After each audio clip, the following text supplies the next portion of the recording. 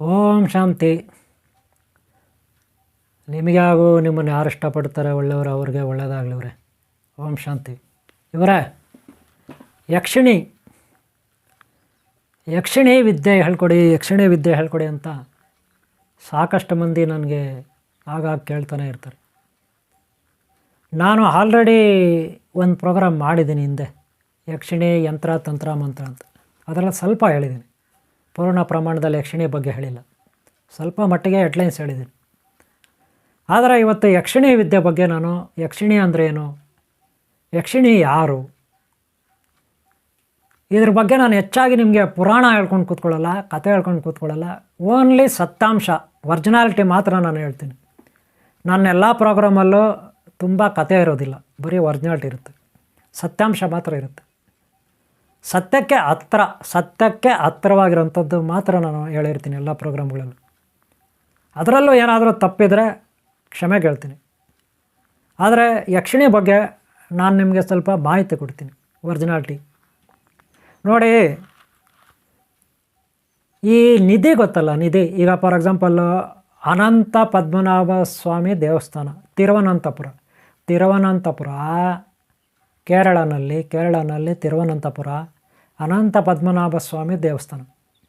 ಅಲ್ಲಿ 6 ಕೊಠಡಿಗಳಿತ್ತು. ಎಷ್ಟು? 6 ಕೊಠಡಿಗಳು, ABCDEF ಅಂತ. ಅದರಲ್ಲಿ ಎಲ್ಲ ಕೊಠಡಿಗಳು ಓಪನ್ ಮಾಡಿದರು. ತುಂಬ ನಿಧಿ, ಬಂಗಾರ, ವಜ್ರ ವೈಢೂರ್ಯಗಳು, ಕಿರೀಟ. ಅಷ್ಟೇ ಯಾಕೆ, ಅನಂತ ಪದ್ಮನಾಭ ಸ್ವಾಮಿ ಮೂರ್ತಿ, ಬಂಗಾರದ ಮೂರ್ತಿನೇ ಇದೆ.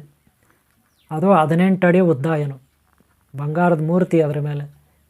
ಅದ್ಭುತ ಅಲ್ವಾ? ಲಕ್ಷ ಕೋಟಿಗಳು ಆಸ್ತಿ.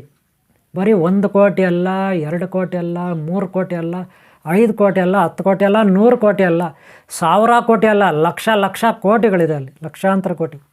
ಎಷ್ಟಿದೆ ಯಾರಿಗೆ ಗೊತ್ತು? ವಜ್ರ ವೈಢೂರ್ಯಗಳು, ಒಡವೆಗಳು, ಕಿರೀಟಗಳು, ಬಂಗಾರದ ಪಾತ್ರೆಗಳು, ಹಾಗೆ ಬಂಗಾರದ ಏನೇನೋ ಬಿಡ್ರಿ, ಅದು ಕತ್ತಿ ಇರ್ಬೋದು, ಗುರಾಣಿ ಇರ್ಬೋದು, ಸಿಂಹಾಸನ ಇರ್ಬೋದು, ಮೂರ್ತಿಗಳು, ವಿಗ್ರಹಗಳು, ಏನೇನೋ ಆಸ್ತಿ ಅಲ್ಲಿ ಇಷ್ಟಿಷ್ಟೆಲ್ಲ ಬಿಡ್ರಿ. ಎಲ್ಲಿ? ಅನಂತ ಪದ್ಮನಾಭ ಸ್ವಾಮಿ ದೇವಸ್ಥಾನ, ತಿರುವನಂತಪುರ. ಅದನ್ನು ನಿಧಿ ಅಂತೀವಿ. ಆದರೆ ಎಲ್ಲ ಕೊಠಡಿಗಳು ಓಪನ್ ಆಯಿತು, ಒಂದೇ ಒಂದು ಕೊಠಡಿ ಓಪನ್ ಆಗಿಲ್ಲ. ಅದು ಬಿ ಓಪನ್ ಆಗಿಲ್ಲ. ನಾನು ಅನಂತ ಪದ್ಮನಾಭ ಸ್ವಾಮಿ ದೇವಸ್ಥಾನದ ಬಗ್ಗೆ ನೆಕ್ಸ್ಟ್ ಬೇಕಾದರೆ ಒಂದು ಪ್ರೋಗ್ರಾಮ್ ಮಾಡ್ತೀನಿ. ಅಲ್ಲಿಂದ ನೀವು ಆಲ್ರೆಡಿ ಈ ವಿಡಿಯೋಗಳನ್ನ ನೋಡಿರ್ತೀರ, ತಿಳ್ಕೊಂಡಿರ್ತೀರ. ಬೇಜಾನಲ್ಲೇ ಆಸ್ತಿ. ಇವತ್ತು ಒಂದೇ ಒಂದು ಕೊಠಡಿ ಓಪನ್ ಮಾಡಿಲ್ಲ, ಇನ್ನು ಉಳಿದಿರೋ ಎಲ್ಲ ಕೊಠಡಿಗಳು ಓಪನ್ ಆಗಿದೆ.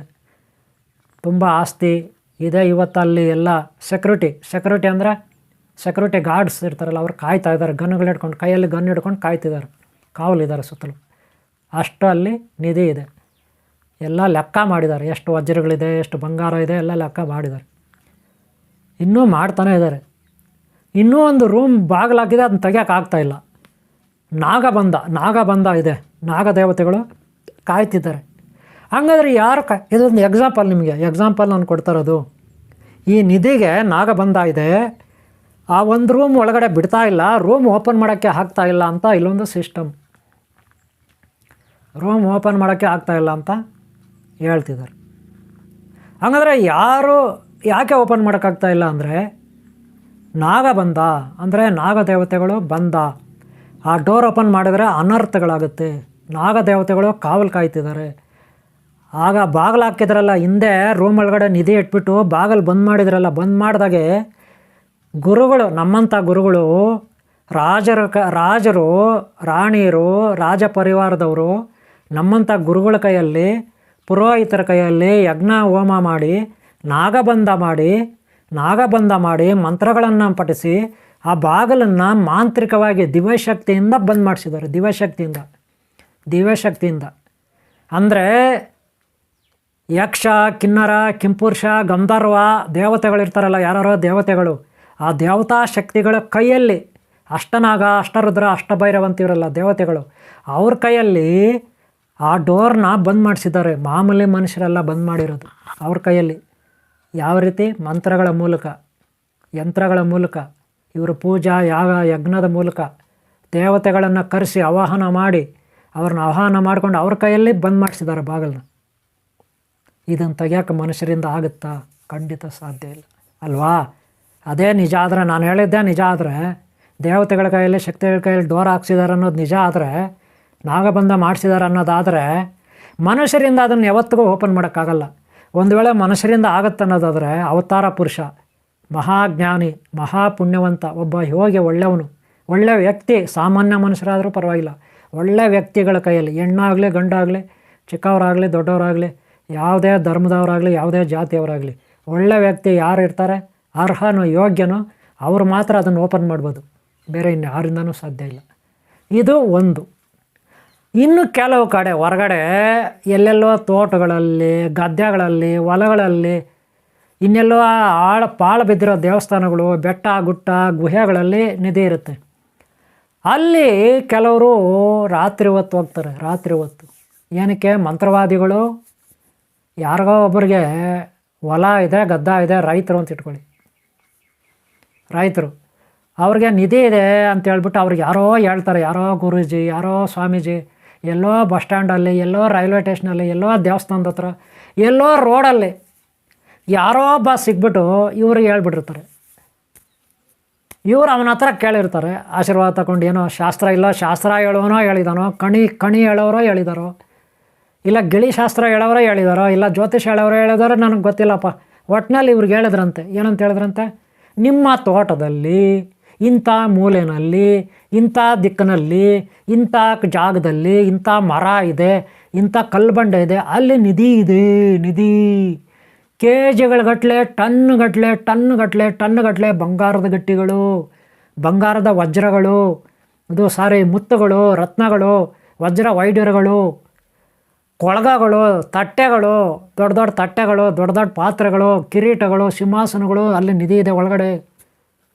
ಯಾರಿಗೂ ಹೇಳ್ಬೇಡಿ, ಅದನ್ನು ತೆಗೆಸಿ, ನಿಮಗೆ ಸಿಗುತ್ತೆ, ದೊಡ್ಡ ಇವ್ರು ಆಗ್ಬಿಡ್ತೀರ ಅಂತ ಯಾರೋ ಒಬ್ಬ ಹೇಳಿರ್ತಾನೆ.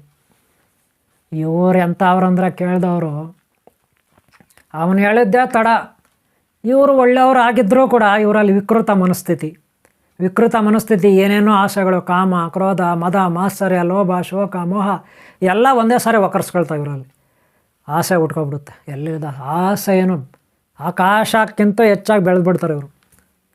ಬೆಳೆದ್ಬಿಟ್ರೆ ಅವನಿಗೆ ಶರಣಾಗತಿ ಆಗಿಬಿಡ್ತಾರೆ.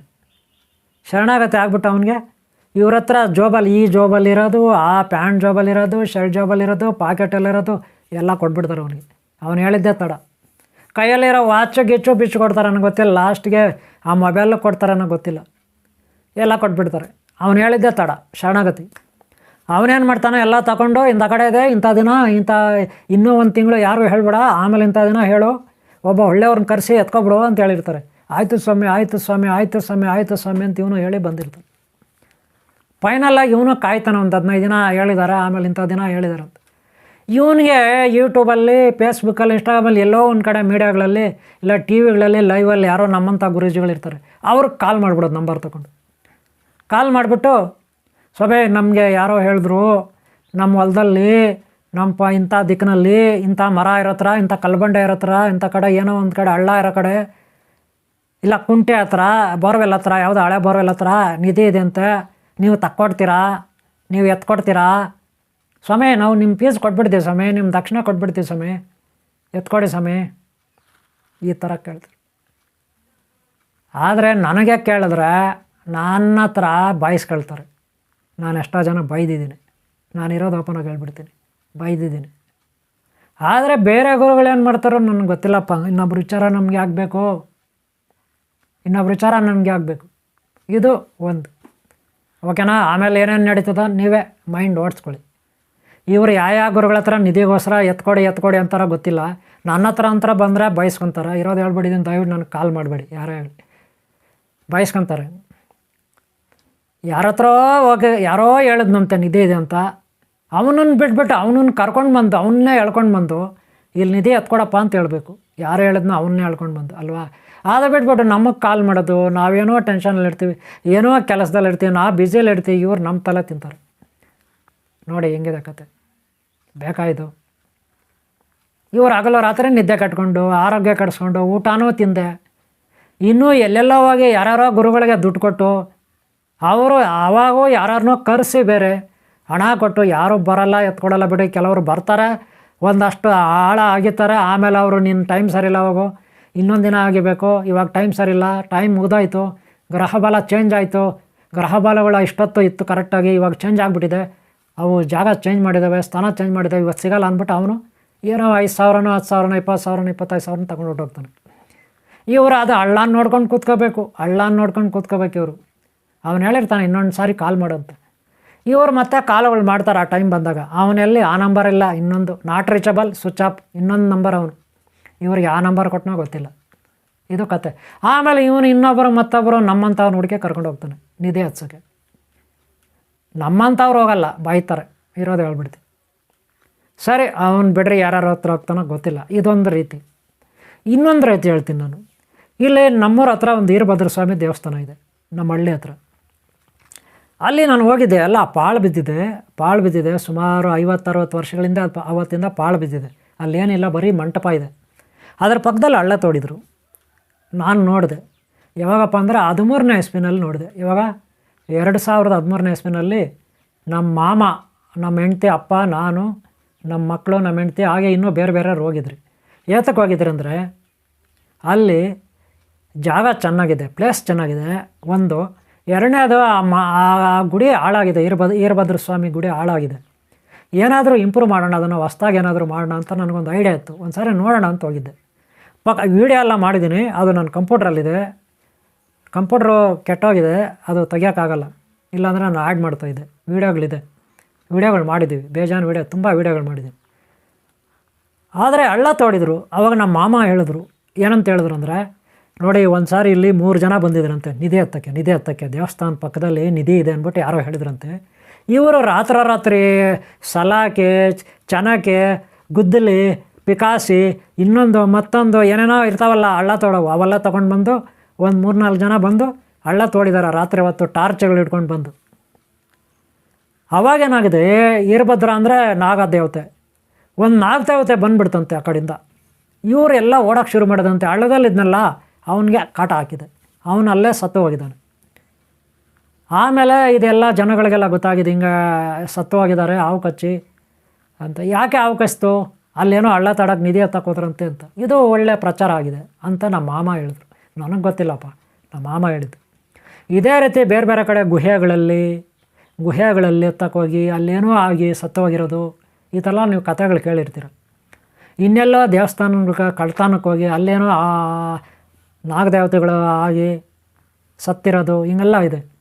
ಹೀಗೆ ನಿಧಿಗಳು ತಗೊಳಕ್ಕೆ ಹೋದರೆ ಸಿನಿಮಾಗಳಲ್ಲೂ ತೋರಿಸಿದ್ದಾರೆ. ಕೆಲವು ಸಿನಿಮಾಗಳಲ್ಲಿ ನೋಡಿ, ನಿಧಿ ತಗೋಬೇಕಾದ್ರೆ, ಅದರಲ್ಲೂ ಇಂಗ್ಲೀಷ್ ಸಿನಿಮಾಗಳಲ್ಲಿ ಎಷ್ಟೋ ಹಂತಗಳು, ಒಂದಂತ ಇನ್ನೊಂದಂತ ಮತ್ತೊಂದಂತ ಮತ್ತೊಂದಂತ ಮುಂದಕ್ಕೆ ಹೋಗಬೇಕು ಒಂದು ನಿಧಿ ಪಡಿಬೇಕಾದ್ರೆ.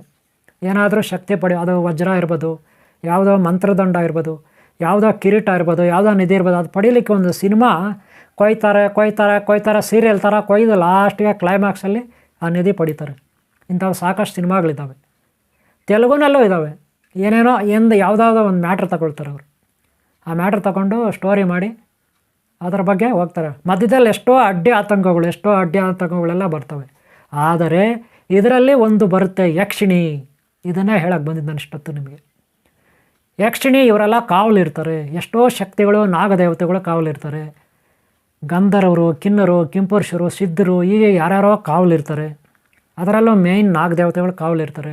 ಅದರಲ್ಲೇ ಯಕ್ಷಿಣಿ ಅಂದರೆ ಯಕ್ಷಕರು ಅಂದರೆ ಈ ಪ್ರಕೃತಿ ದೇವತೆಗಳು, ಗಿಡ ಮರ ಬಳ್ಳಿ ಕಾಡು ಬೆಟ್ಟ ಗುಡ್ಡ ನದಿ ಸಾಗರ ಇರುತ್ತಲ್ಲ, ಇದರ ಒಡೆಯರು ಇದರ ಅಧಿಕಾರ ಯಕ್ಷಕರಿಗಿರುತ್ತೆ.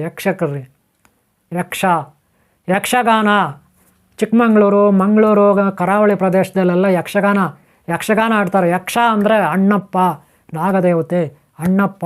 ಯಕ್ಷ ಅಂದರೆ ಪ್ರಕೃತಿ ದೇವರು, ಪ್ರಕೃತಿಗೆ ಒಡೆಯರು. ಈ ಪ್ರಕೃತಿಗೆ ಅವರೇ ಅಧಿಕಾರಿಗಳು, ಅವರೇ ರಾಜರು, ಅವರೇ ಮಂತ್ರಿಗಳು, ಅವರೇ ಸೈನಿಕರು, ಅವ್ರದ್ದೇ ಕುಲ, ಯಕ್ಷ ಕುಲ. ಇಡೀ ಪ್ರಕೃತಿ ರಕ್ಷಣೆ ಮಾಡೋರು. ಹಂಗಿದ್ರೆ ವಜ್ರಗಳು, ವೈಡೂರ್ಯ, ಈ ಬೆಟ್ಟ ಗುಟ್ಟ ದೇವಸ್ಥಾನ ಎಲ್ಲ ಕೂಡ ಅವ್ರದ್ದೇ ಆಸ್ತಿ. ಇವರು ನಾಗದೇವತೆಗಳ ಕೈ ಕೆಳಗಿರ್ತಾರೆ. ಯಕ್ಷಕರಿಗೆ, ಕಿನ್ನರಿಗೆ, ಕಿಂಪುರುಷರಿಗೆ, ಗಂಧರ್ವರಿಗೆ ಇವರಿಗೆಲ್ಲ ರಾಜ ಯಾರು? ನಾಗರಾಜ. ಓಂ ಆದಿಶೇಷ ಶಕ್ತಿ ನಾಗರಸ್ವಾಮಿ ರಾಜ. ಏನು ಹೇಳಿದೆ? ಓಂ ಆದಿಶೇಷ ಶಕ್ತಿ ನಾಗರಾಜ ಸ್ವಾಮಿ. ಯಾರಿಗೆ ರಾಜ? ಯಕ್ಷ, ಕಿನ್ನರ, ಕಿಂಪುರುಷ, ಸಿದ್ಧರು, ಸಾಧ್ಯರು, ದೈತ್ಯರು, ಇವರಿಗೆಲ್ಲ ರಾಜರು. ದೈತ್ಯರಿಲ್ಲ, ಇನ್ನು ಉಳಿದವರು ಹೇಳ್ಬೇಕಂದ್ರೆ ದೈತ್ಯರಿಗೂ ಅವರೇ ನಾಗರಾಜನ ಒಂದು ರೀತಿಯಲ್ಲಿ ಇವರೇ ಲೀಡ್ರು. ಆದರೆ ದೈತ್ಯರು ಸಪ್ರೇಟು. ಅವರು ನಾವು ಏನೋ ಒಂದು ಯಾಕಂದರೆ ನಾಗ ದೇವತೆಗಳು ದೈತ್ಯರ ಕಡೆನೂ ಇರ್ತಾರೆ, ಸ್ವಲ್ಪ ದೇವತೆಗಳ ಕಡೆ ಹೆಚ್ಚಾಗಿ ಸಪೋರ್ಟ್ ಮಾಡ್ತಾರೆ. ಗೊತ್ತಾಯ್ತಲ್ಲ? ಅದಕ್ಕೆ ನಾಗರಾಜ ಏನು ಹೇಳ್ತಾರೆ ಅದನ್ನು ಯಕ್ಷಕರು, ಕಿನ್ನರು, ಕಿಂಪುರುಷರು, ಗಂಧರ್ವರೆಲ್ಲ ಕೇಳಬೇಕು. ಹಾಗೆ ಯಕ್ಷಿಣಿ ಅಂದರೆ ಯಾರು? ಈ ಯಕ್ಷ ಇರ್ತಾರಲ್ಲ, ಯಕ್ಷ ಗಂಡಸರು ಅಪ್ಪ ಅಮ್ಮ, ಅವ್ರ ಮಗಳು ಕುಮಾರಿಗಳು. ಈ ಯಕ್ಷ ಕುಮಾರಿಗಳನ್ನು ಯಕ್ಷಿಣಿ ಅಂತಾರೆ. ಕುಮಾರಿಗಳನ್ನು ಯಕ್ಷಿಣಿ ಅಂತಾರೆ. ರಾಜಕುಮಾರಿಯರು ಇವರು ಅಲ್ಲೆಲ್ಲ ಓಡಾಡ್ಕೊಂಡು ಕಾವಲಿರ್ತಾರೆ. ಯಕ್ಷ ಕುಮಾರರು ಕಾವಲಿರ್ತಾರೆ. ಹೆಚ್ಚಾಗಿ ಯಕ್ಷಿಣಿಯರು. ಇವು ಒಡವೆ, ವಜ್ರ ವೈಡೂರ್ಯ, ಆಸ್ತಿ ಪಾಸ್ತಿ, ಈ ಒಡವೆಗಳಿಗೆಲ್ಲ ನಿಧಿಗೆ ಯಾರು ಕಾವಲಿರ್ತಾರೆ? ಹೆಣ್ಮಕ್ಳ ಕೈಯಲ್ಲೇ ಇರ್ತದೆ. ಬೀರುಗಳಲ್ಲಿ, ಕಾಪಾಡುಗಳಲ್ಲಿ, ಮನೆಗಳಲ್ಲಿ ಮೇಕಪ್ ಮಾಡೋದು ಯಾರು? ಈ ಒಡವೆಗಳಿಗೆ, ವಜ್ರ ವೈಡೂರ್ಯಗಳಿಗೆ, ಸರಗಳಿಗೆ ಮೇಕಪ್ ಮಾಡೋದು ಯಾರಪ್ಪ? ಹೆಣ್ಮಕ್ಳಲ್ವಾ? ಅವರೇ ತಾನೇ ನೋಡ್ಕೊಳ್ಳೋದು ಒಡವೆಗಳೆಲ್ಲ ಮನೆಯಲ್ಲಿ. ಹಾಗೆ ಈ ಯಕ್ಷಕರು ನಿಧಿಗಳನ್ನು ಕಾಪಾಡೋದು ಯಾರು? ಹೆಣ್ಮಕ್ಳು ಹೆಚ್ಚಾಗಿ. ಗೊತ್ತಾಯ್ತಲ್ಲ? ಅವ್ರು ಕಾವಲಿರ್ತಾರೆ. ಯಾರು ಈ ನಿಧಿ ತಗೊಳಕ್ಕೆ ಹೋಗ್ತಾರೆ, ಅದು ಗುಹೆನಲ್ಲಿರ್ಬೋದು, ಸಮುದ್ರದಲ್ಲಿರ್ಬೋದು, ದೇವಸ್ಥಾನದಲ್ಲಿರ್ಬೋದು, ಇನ್ನೆಲ್ಲೋ ಹಳ್ಳ ಇರ್ಬೋದು, ಕೊಳ್ಳ ಇರ್ಬೋದು, ಎಲ್ಲೇ ಇರಲಿ ಈ ನಿಧಿ ಇದ್ದರೆ ಅದಕ್ಕೆ ನಾಗದೇವತೆಗಳು ಅವ್ರ ಜೊತೆಗೆ ಯಕ್ಷಿಣಿಯರು ಇರ್ತಾರೆ. ಈ ಯಕ್ಷಿಣಿಯರೆಲ್ಲ ಪರೀಕ್ಷೆ ಮಾಡ್ತಾರೆ. ಯಾರಿಗೆ ನಿಧಿ ತಗೊಳಕ್ಕೆ ಹೋಗ್ತಾರಲ್ಲ ಅವ್ರಿಗೆ ಏನೇನೋ ಪರೀಕ್ಷೆಗಳು ಇಡ್ತಾರೆ. ಆ ಪರೀಕ್ಷೆಗಳಲ್ಲಿ ಗೆಲ್ಲಬೇಕು ಇವರು. ಅವರಿರೋ ಟೆಸ್ಟ್ಗಳಲ್ಲಿ ಇವ್ರು ಗೆಲ್ಲಬೇಕು. ಅವರು ಅದೇ ರೂಪದಲ್ಲಿರಲ್ಲ, ಬೇರೆ ಬೇರೆ ರೂಪದಲ್ಲಿ ಬರ್ತಾರೆ. ಮನುಷ್ಯ ರೂಪದಲ್ಲಿ ಬರ್ತಾರೆ, ಪ್ರಾಣಿಗಳ ರೂಪದಲ್ಲಿ ಬರ್ತಾರೆ. ಅವರು ನೇರವಾಗಿ ಅವರು ಯಕ್ಷಿಣಿ ಕಾಣಲ್ಲ, ಬೇರೆ ಬೇರೆ ರೂಪದಲ್ಲಿ ಅವರು ಪರೀಕ್ಷೆಗಳಿಡ್ತಾರೆ. ಪರೀಕ್ಷೆಗಳಲ್ಲಿ ಗೆದ್ದರೆ ಅವರು ನಾನಾ ರೀತಿಯ ಕ್ವಶ್ಚನ್ಗಳು ಕೇಳ್ತಾರೆ. ಕ್ವಶ್ಚನ್ಗಳು ಮಹಾಭಾರತದಲ್ಲಿ ಧರ್ಮರಾಯ, ನಕುಲ, ಸಹದೇವ, ಅರ್ಜುನ, ಭೀಮ ಇವ್ರಿಗೆಲ್ಲ ಯಕ್ಷ ನೀರು ಕುಡಿಲಿಕ್ಕೆ ಹೋದಾಗ ಒಂದು ಕೊಳದ ಹತ್ರ ಯಕ್ಷದೇವರು ಪ್ರಶ್ನೆಗಳು ಕೇಳ್ತಾನೆ. ಯಕ್ಷದೇವರು ಇವರು ಉತ್ತರ ಕೊಡೋಕ್ಕಾಗಲ್ಲ, ಅದಕ್ಕೆ ಅವರು ನೀರು ಸತ್ತು ಹೋಗ್ತಾರೆ. ಆದರೆ ಧರ್ಮರಾಯ ಕರೆಕ್ಟಾಗಿ ಉತ್ತರ ಕೊಡ್ತಾನೆ ಅವ್ರು ಕೇಳೋ ಪ್ರಶ್ನೆಗಳಿಗೆ. ಇದು ಓದಿರೋರಿಗೆ ತಿಳ್ಕೊಂಡಿರೋರಿಗೆ ಗೊತ್ತಿರುತ್ತೆ. ಹಾಗೆ ಇಲ್ಲಿ ಯಕ್ಷಿಣಿ ಅದೇ ರೂಪದಲ್ಲಿರಲ್ಲ, ಬೇರೆ ಯಾವುದೋ ಒಂದು ರೂಪದಲ್ಲಿ ಬರ್ತಾರೆ. ಇವರೆಲ್ಲ ನಾಗದೇವತೆಗಳಷ್ಟೇ, ಯಾವ ರೂಪ ಬೇಕಾದ್ರೂ ಇವ್ರು ತಾಳ್ತಾರೆ. ಆ ರೂಪದಲ್ಲಿ ಬಂದು ಮೊದಲೇ ಎಲ್ಲ ಇವರು ಪರೀಕ್ಷೆಗಳಿಟ್ಟಿರ್ತಾರೆ. ನಮಗೆ ಫಸ್ಟೇ ಯಾರು ನಿಧಿ ತಗೊಳಕ್ಕೆ ಹೋಗ್ತಾರೆ ಅವ್ರಿಗೆ ಮೊದಲೇ ಪರೀಕ್ಷೆಗಳಿರ್ತಾರೆ, ನಾನಾ ರೀತಿ ಪರೀಕ್ಷೆಗಳು. ನೀವು ಕೆಲವು ಸಿನಿಮಾಗಳಲ್ಲಿ ನೋಡಿರ್ಬೋದು. ಅದರಲ್ಲಿ ಇವ್ರು ಗೆಲ್ಲಬೇಕು. ಯಾವ ರೀತಿ ಗೆಲ್ಲಬೇಕು? ಇವರಲ್ಲಿ ಒಳ್ಳೆ ಗುಣ ಇರಬೇಕು, ದಯೆ, ಅನುಕಂಪ, ಒಳ್ಳೆತನ ಇರಬೇಕು. ಯಾರು ನಿಧಿ ತಗೊಳಕ್ಕೆ ಹೋಗ್ತಾರೆ ಅವರಲ್ಲಿ.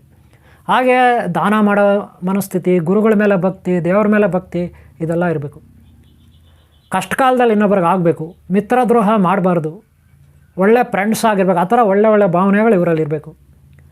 ಆಗ ಅವರು ಅವಕಾಶ ಕೊಡ್ತಾರೆ ತಗೊಳ್ಳೋಕ್ಕೆ, ಏನೋ ನಿಧಿ ತಗೊಳ್ಳೋಕ್ಕೆ. ಒಂದು ವೇಳೆ ಇವ್ರು ಕೆಟ್ಟವರಾಗಿದ್ದರೆ ಕಾಟ ಹಾಕ್ತಾರೆ. ಇವರು ಸತ್ತು ಹೋಗ್ತಾರೆ. ಕೆಲವರು ರಕ್ತ ಕಕ್ಕಿ ಸತ್ತು ಹೋಗ್ತಾರೆ. ಬರೀ ವಾಂತಿ ಮಾಡ್ಕೊಂಡು ಸತ್ತು ಹೋಗ್ತಾರೆ. ಅಲ್ಲೇ ಸತ್ತೋಗ್ತಾರೆ ಅಥವಾ ಆಮೇಲೆ ಸತ್ತೋಗ್ತಾರೆ. ಇನ್ನು ಕೆಲವ್ರಿಗೆ ನಾಗದೇವತೆ ಕಾಟ ಹಾಕುತ್ತೆ. ಇನ್ನು ಕೆಲವರು ಇನ್ನೇನೋ ಭಯ ಬಿದ್ದುಬಿಟ್ಟು ಅವರು ಭಯ ಹಾಕ್ಸ್ತಾರೆ. ಯಕ್ಷಿಣಿ ಇವರೆಲ್ಲ ದೇವಗಳ ರೂಪದಲ್ಲಿ, ಭೂತ ರೂಪದಲ್ಲಿ, ಪ್ರೇತ ರೂಪದಲ್ಲಿ, ಪಿಶಾಚಿಗಳ ರೂಪದಲ್ಲಿ ಭಯ ಹಾಕ್ಸ್ತಾರೆ. ಆ ಭಯಕ್ಕೆ ಅವರು ಸತ್ತೋಗ್ತಾರೆ. ಭಯಕ್ಕೆ ಗುಂಡಿಗೆ ಹೃದಯ ಒಡೆದು ಹಾರ್ಟ್ ಅಟ್ಯಾಕ್ ಆಗಿ ಸತ್ತೋಗ್ತಾರೆ. ಇಲ್ಲ ಏನೋ ಸ್ಟ್ರೋಕ್ ಆಗಾಗಿ ಬಿದ್ದೋಗ್ತಾರೆ. ಇಲ್ಲ ಜ್ಞಾನತಪ ಕೋಮ ಹೊರಟೋಗ್ತಾರೆ. ಹಿಂಗೆ ಏನಾದರೂ ಅನಾರ್ಥಗಳು ಬರೀ ಇಲ್ಲ ದೆವ್ವ ಹಿಡ್ದಂಗೆ ಯಾವಾಗೋ ದೆವ್ವ ಹಿಡಿತು ಇವ್ರಿಗೆ. ದೆವ್ವ ಹಿಡ್ಕೊಂಡಂಗೆ ಆಗೋಗ್ತಾರೆ. ನಾನಾ ರೀತಿ ಮಾನಸಿಕವಾಗಿ, ದೈಹಿಕವಾಗಿ ಇವರು ಹಂಗೆ ಎಷ್ಟೋ ತಿಂಗಳುಗಳು, ವರ್ಷಗಳು ಇವರು ಕೊಳೆದು ಸಾಯಬೇಕಾಗುತ್ತೆ. ಬೆಡ್ ರೆಸ್ಟ್ ನರಕ ಅನ್ಭವಿಸಿ ಸಾಯಬೇಕಾಗುತ್ತೆ. ಅದಕ್ಕೆ ನಿಧಿಗಳು ತೆಗಿಯೋಕ್ಕೆ ಹೋಗೋರು ಹುಷಾರಾಗಿರಿ. ಅಲ್ಲಿ ನಿಧಿ ಇದೆಯೋ ಇಲ್ವೋ ಅದು ಆಮೇಲೆ ಪ್ರಶ್ನೆ. ಅದ್ರ ಬಗ್ಗೆ ಆಲೋಚನೆ ಮಾಡೋದು ಬಿಟ್ಬಿಡಿ ದಯವಿಟ್ಟು. ನಿಮಗೆ ಸಿಗೋದಿದ್ರೆ ತಾನಾಗೇ ಸಿಗುತ್ತೆ. ನಿಮ್ಮ ಹಣೆಯಲ್ಲಿ ಅದು ಬರೆದಿದ್ರೆ, ನಿಮಗೆ ಆ ಯೋಗ ಇದ್ದರೆ, ಯಾವುದೋ ಒಂದು ಜನ್ಮದಲ್ಲಿ ಆ ನಿಧಿ ನಿಮ್ಮದೇ ಆಗಿದ್ದರೆ ಅದು ನಿಮಗೆ ಸಿಗುತ್ತೆ. ನಾನು ಹಿಂದೆ ಒಂದು ಈ ವಿಡಿಯೋ ಹಾಕಿದ್ದೀನಿ, ನಿಧಿಯ ಒಡೆಯರು ಯಾರು, ನಿಧಿಯ ಯಜಮಾನ ಯಾರು ಅಂತ ಒಂದು ವಿಡಿಯೋ ಹಾಕಿದ್ದೀನಿ, ಅದನ್ನು ನೋಡಿ. ನಿಧಿ ಯಾರು ಹಿಂದಿನ ಜನ್ಮದಲ್ಲಿ ಅದು ಇಟ್ಟಿದ್ರೆ ಅವ್ರದ್ದು ಆ ಆಸ್ತಿ ಆಗಿದ್ರೆ ಅವ್ರಿಗೆ ಸೇರುತ್ತೆ. ಅಥವಾ ಈ ಜನ್ಮದಲ್ಲಿ ಅವ್ರು ಒಳ್ಳೆಯವರಾಗಿದ್ದರೆ ಅವ್ರ ವಂಶದಲ್ಲಿ ಬಂದಿದ್ದರೆ ಅವ್ರಿಗೆ ಸೇರುತ್ತೆ. ಇಲ್ಲ ಒಳ್ಳೆಯವರಾಗಿದ್ದರೆ ಅವ್ರು ಸೇರುತ್ತೆ. ಇದರಲ್ಲಿ ಯಾವುದೇ ಡೌಟ್ ಇಲ್ಲ. ಅದಕ್ಕೆ ಗುರು, ದೈವ, ಸಪೋರ್ಟು, ಒಳ್ಳೆತನ ಇರಬೇಕು. ಓಕೆನಾ? ಇದು ಯಕ್ಷಿಣಿ ಅಂದರೆ ಗೊತ್ತಾಯ್ತಲ್ಲ. ಯಕ್ಷ, ಕನ್ಯೆ, ಯಕ್ಷ ದೇವತೆಗಳು ಇವರೆಲ್ಲ ನಾಗದೇವತೆಗಳ ಕೈ ಕೆಳಗಿರ್ತಾರೆ. ಇವರೆಲ್ಲ ಕಾವಲಿರ್ತಾರೆ ನಿಧಿಗಳಿಗೆ. ಯಾಕಂದರೆ ಇಡೀ ಜಗತ್ತು ಬ್ರಹ್ಮಾಂಡ ಅವರ ಆಸ್ತಿ, ದೇವತಾ ಆಸ್ತಿ. ಅದೇ ನೋಡಿ ಇಲ್ಲಿ ಇದ್ದಾರೆ ಕೆಲವರೆಲ್ಲ ನಮ್ಮದು ಆಸ್ತಿ ನಂದು ಮನೆ ಇಷ್ಟು ಅಷ್ಟು ಬೇಡಿ, ಅದೆಲ್ಲ ಬೇಡ. ಓಕೆ ಅವರೇ, ಈ ವಿಡಿಯೋ ಇಷ್ಟ ಆಗಿದರೆ ನಿಮ್ಗೆ ಒಳ್ಳೆಯದಾಗಲಿ. ಈ ವಿಡಿಯೋ ಇಷ್ಟ ಆಗಿರುತ್ತೆ ಅಂದ್ಕೊತೀನಿ. ನಿಮಗೂ ಒಳ್ಳೆಯದಾಗಲಿ, ನಿಮ್ಮನ್ನ ಯಾರು ನಂಬಿದ ಅವ್ರಿಗೆ ಒಳ್ಳೆಯದಾಗಲಿ. ಈ ವಿಡಿಯೋನ ಇಲ್ಲಿ ಕ್ಲೋಸ್ ಮಾಡ್ತಾಯಿದ್ದೀನಿ. ಒಂದು ಸಣ್ಣ ಮಾಹಿತಿ ಅಂತ ತಿಳ್ಕೊಳ್ಳಿ. ಹಾಗೆ ನಾನು ವಿಡಿಯೋಗಳಿದೆ, ಯಂತ್ರ ತಂತ್ರ ಮಂತ್ರ ಶ್ರೀಚಕ್ರ ಹಾಗೆ ಯಕ್ಷಿಣಿ ವಿದ್ಯೆ ಇದೆಲ್ಲ ನಿಧಿಗಳು ಇದರ ಬಗ್ಗೆ ಎಲ್ಲ ಹಾಕಿದ್ದೀನಿ. ಅವೆಲ್ಲ ನೋಡಿ. ಇದು ಕೂಡ ಫೈನಲಾಗಿ ನಿಮ್ಗೆ ಹೇಳ್ತಾ ಇದ್ದೀನಿ. ಹಂಗಂತ ನಿಮ್ಗೆ ನಿಧಿ ಸಿಗಬಾರ್ದು ಅಂತಲ್ಲ, ಸಿಗಲಿ, ನಿಮಗೆ ನಿಧಿ ಸಿಗಲಿ, ನಿಮ್ಗೆ ಐಶ್ವರ್ಯವಂತರಾಗಿ, ನಿಮ್ಮ ಕಷ್ಟಗಳು ನಿವಾರಣೆ ಆಗಲಿ, ನಿಮ್ಮ ದಾರಿದ್ರ್ಯ ನಿವಾರಣೆ ಆಗಲಿ, ಎಲ್ಲಕ್ಕಿಂತ ಮುಖ್ಯವಾಗಿ ನಿಮ್ಗೆ ಆರೋಗ್ಯ ಲಭಿಸಲಿ. ನಿಮ್ಗೆ ಇಷ್ಟ ಆದರೆ ಒಂದು ಲೈಕ್ ಮಾಡಿ, ನಿಮ್ಗೆ ಇಷ್ಟ ಆಗಿದ್ರೆ ಒಂದು ಲೈಕ್ ಮಾಡಿ. ಹಾಗೆ ನೀವು ಸಬ್ಸ್ಕ್ರೈಬ್ ಆಗಿಲ್ಲ ಅಂದರೆ ಸಬ್ಸ್ಕ್ರೈಬ್ ಮಾಡ್ಕೊಳ್ಳಿ. ಏನಾದರೂ ಬರೆಯೋದಿದ್ರೆ ಕಾಮೆಂಟ್ ಬಾಕ್ಸಲ್ಲಿ ಬರೀರಿ. ನಿಮಗೆ ಒಳ್ಳೆಯದಾಗಲಿ, ನಿಮ್ಮನ್ನ ಯಾರು ಇಷ್ಟಪಡ್ತಾರೆ ಅವ್ರಿಗೂ ಒಳ್ಳೆಯದಾಗಲಿ. ಓಂ ಶಾಂತಿ, ಓಂ ಶಾಂತಿ, ಓಂ ಶಾಂತಿ, ಓಂ ಶಾಂತಿ.